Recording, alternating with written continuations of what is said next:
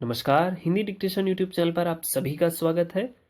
तो इस वीडियो में केवीएस ने जो वैकेंसीज निकाली हुई हैं उनके बारे में बातचीत होने वाली है। ठीक, चैनल को सिर्फ वो लोग सब्सक्राइब करें जो स्टेनोग्राफी के एग्ज़ाम्स की तैयारी करते हैं या ऐसे एग्ज़ाम्स जिनमें टाइपिंग का पोर्शन होता है और शॉर्ट हैंड का पोर्शन होता है। ठीक, वही लोग सिर्फ चैनल को सब्सक्राइब करें, बाकी लोग लाइक करें और दूसरों के साथ शेयर करें। ठीक, अच्छा, अब आते हैं कि वैकेंसीज केवीएस ने जो निकाली हैं उनमें क्या ऐसी चीज़ें हैं जो हमें जान लेनी चाहिए फॉर्म भरने से पहले। सबसे पहली बात, वैकेंसीज को बढ़ाया अथवा घटाया जा सकता है कभी भी। ठीक, दूसरी बात कि इसमें आपको जो भी पोस्टिंग्स मिलेंगी ऑल इंडिया लेवल पे मिलेंगी। हेडक्वार्टर नई दिल्ली है और रीजनल ऑफिस इनके ऑल इंडिया में 25 हैं। 25, ठीक है, इस पे ध्यान देना है। जिनका भी सिलेक्शन हो जाएगा फाइनली उनको 2 साल तक प्रोबेशन पीरियड में रखा जाएगा, जैसा आमतौर पे हर सेंट्रल गवर्नमेंट में जॉब पे रखा जाता है। ठीक है, ये बढ़ाया घटाया भी जा सकता है। अच्छा, अगली बात जो आपको जाननी जरूरी है वो ये है कि गवर्नमेंट ऑफ इंडिया के प्रोफार्मा पे आपको सारे सर्टिफिकेट बनवाने हैं, ना कि आपके स्टेट गवर्नमेंट वाले प्रोफार्मा पे। ठीक है, जैसे आपको कास्ट सर्टिफिकेट लगना है या ईडब्ल्यूएस सर्टिफिकेट वगैरह लगना है। तो अगर एक एग्जांपल दूं तो जैसा एसएससी एग्ज़ाम लेती है और प्रोफार्मा तैयार करवाती है अपने एग्ज़ाम में या डॉक्यूमेंट वेरिफिकेशन में, आपको उस टाइप का सर्टिफिकेट चाहिए होगा। फीस एसएसए, जेएसए और स्टेनो सेकंड, इनकी इनके फॉर्म भरने के लिए आपको 1200 रुपये देने होंगे। ठीक, अगला पॉइंट ये है कि यदि आप एक से अधिक पोस्ट भरते हैं तो ध्यान रखें, सिटी का सिलेक्शन आप बहुत सावधानी से करें। ठीक, हो सकता है यदि आपको अलग अलग सिटी अलग अलग पेपर के लिए मिल जाए तो आप परीक्षा में ना पहुंच पाएँ। इसके लिए केवीएस जिम्मेदार नहीं है। ठीक, ऐसा उसने पहली बार बता दिया है। यदि आप एक बार फॉर्म भर चुके हैं और दोबारा भी आप फॉर्म भर रहे हैं कुछ गलती होने के कारण, तो ऐसी स्थिति में फॉर्म रिजेक्ट हो जाएगा, पैसा वापस नहीं मिलेगा। बहुत साफ शब्दों में केवीएस ने बता रखा है। ठीक, एग्ज़ाम पेपर ऑनलाइन मोड में होगा हमेशा। ठीक, चाहे आपकी टाइपिंग हो, चाहे कंप्यूटर प्रोफिशिएंसी टेस्ट हो, ठीक है, स्टेनोग्राफी वाला टेस्ट होगा या सबसे पहले प्री एग्ज़ाम रिटन वाला, सब कुछ आपका ऑनलाइन ही होगा, कुछ ऑफलाइन नहीं होगा। इन 3 पोस्ट को छोड़कर बाकी पोस्टों में जहाँ इंटरव्यू है वो आपको इंटरव्यू ऑफलाइन जाके देना पड़ेगा।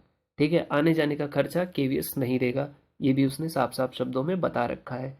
ठीक, एसएसए में टोटल पोस्ट है 322, जेएसए में टोटल पोस्ट है 702 और स्टेनो ग्रेड 2 में है 54, जो कि पिछली बार से ज़्यादा है। पिछली बार शायद 38 के अप्रॉक्स वैकेंसीज आई थी।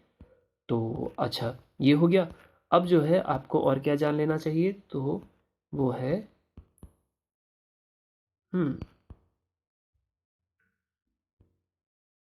एसएसए के लिए आगे इन्फॉर्मेशन।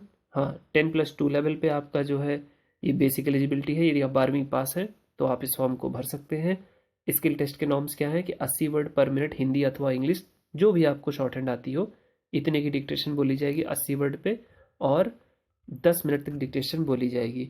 ट्रांसक्राइब करने वालों के लिए जैसा कि एसएससी ग्रेड डी में मिलता है 65 मिनट्स, सेम उसी तरह हिंदी वालों को मिलेगा 65 मिनट और इंग्लिश वालों को 50 मिनट मिलेगा। ट्रांसक्राइब कंप्यूटर पे करना है, ना कि टाइपराइटर पर। ठीक, अब ये हो गया। आपको मिनिमम एज लिमिट 27 साल है, बाकी जिसको जिस कैटेगरी के हिसाब से एज डिस्काउंट मिलता है वो आप ले सकते हैं। ठीक, अच्छा, उसके बारे में भी एज रिलैक्सेशन के बारे में भी बता रखा है कि SC ST कैटेगरी के लिए 5 साल, ओबीसी के लिए 3 साल, वुमेन्स के लिए और फॉर टीचिंग पोस्ट के लिए 10 साल। ठीक, केवीएस एम्प्लॉयज़ जो है उनके लिए कोई बंधन नहीं है। अच्छा, ये हो गया। और ऐसी क्या इन्फॉर्मेशन है जो आपको अभी बताई जा सकती है, वो ये है कि आपके टेस्ट का स्टेट, जैसे आप अपना स्टेट यदि आप चुनते हैं कि आप महाराष्ट्र के हैं तो टेस्ट सिटीज़ आपको यहाँ से ये ऑप्शन मिल जाएंगी। ठीक, यदि आप चुनते हैं कि आप उत्तर प्रदेश से हैं तो उत्तर प्रदेश में आपको इतनी लोकेशन मिल जाएंगी, इतने डिस्ट्रिक्ट मिल जाएंगे, जैसे इलाहाबाद अथवा प्रयागराज, आगरा, अयोध्या, बरेली, बिजनौर, गाजियाबाद, गोरखपुर, झांसी, कानपुर, लखनऊ, मेरठ, मुरादाबाद, नोएडा अथवा ग्रेटर नोएडा, सहारनपुर, वाराणसी। ठीक है, इस टाइप से आप अपनी प्रायोरिटी चुन सकते हैं सेंटर्स की। जो पहली प्रायोरिटी होगी वो बहुत संभावना है कि आपको मिल जाएगी। ठीक, अच्छा, दूसरी बात जो इसमें है कि यदि आपके चुने हुए सेंटर या लोकेशन के आसपास या उस पर कैंडिडेट्स कम हैं तो केवीएस ने कह रखा है कि हम वहाँ पे सेंटर नहीं बनाएंगे, फिर हम दूसरे लोकेशन पे सेंटर बनाएंगे।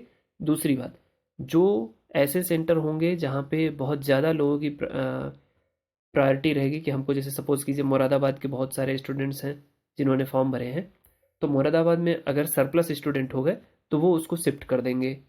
ठीक है, मेरठ नोएडा कहीं भी शिफ्ट कर सकते हैं, लेकिन वो यूपी में ही शिफ्ट करेंगे, ऐसी ज़्यादा संभावना रहेगी।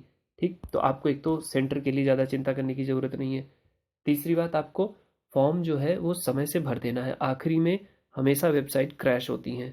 ठीक, तो इसलिए समय से अपना फॉर्म भर दें।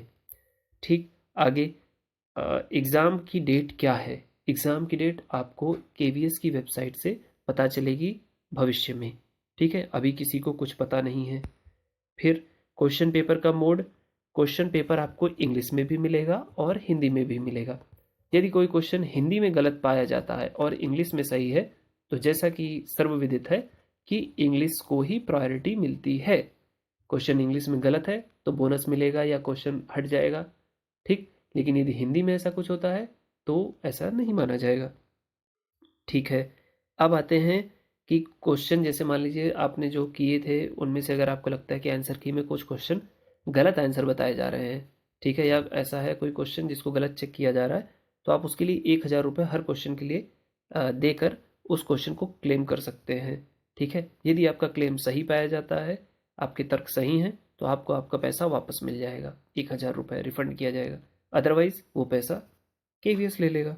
ठीक, अब सबसे लास्ट में आप आएंगे तो पॉइंट नंबर टी है, उस पे चलते हैं। उस पे उन्होंने बता रखा है कि आप क्या क्या नहीं कर सकते हैं एक बार करने के बाद। तो वो ये है कि ध्यान दें, यदि आपने अपनी category, date of birth, name, father's name, gender, इन सब से संबंधित डिटेल्स जब आप रजिस्ट्रेशन कर रहे थे, तो सक्सेसफुल रजिस्ट्रेशन के बाद उनमें कोई भी मॉडिफिकेशन या अपडेट नहीं कर सकते हैं। ठीक, तो इस बात को ध्यान रखें। अपना 10th का सर्टिफिकेट निकालें या मार्कशीट निकाल लें, उसमें से डिटेल भरें और बहुत सावधानी से भरें। ठीक, कई लोग एक फॉर्म को 2 बार भर देते हैं किसी न किसी गलती के कारण, तो ऐसा केवीएस ने बता दिया है कि ऐसी सिचुएशन में हम कोई भी पैसा वापस नहीं करेंगे, फॉर्म रिजेक्ट कर देंगे दोनों। समझ रहे हैं आप? तो इसलिए फॉर्म को थोड़ा सावधानी से भरें, और कोई जानकारी आपको चाहिए हो तो कमेंट बॉक्स खुला रखा हुआ है, आराम से आप क्वेश्चन पूछिए। जहाँ तक संभव होगा, जो लॉजिकल या तथ्यपूर्ण जवाब होंगे वो मैं ज़रूर दूंगा। ठीक है, और मुझे नहीं लगता कि और कोई चीज़ बची हुई है जो बताई जा सकती है। कोई चीज़ आप पूछना चाहें तो कमेंट बॉक्स खुला हुआ है। ठीक, दैट्स ऑल, थैंक्स।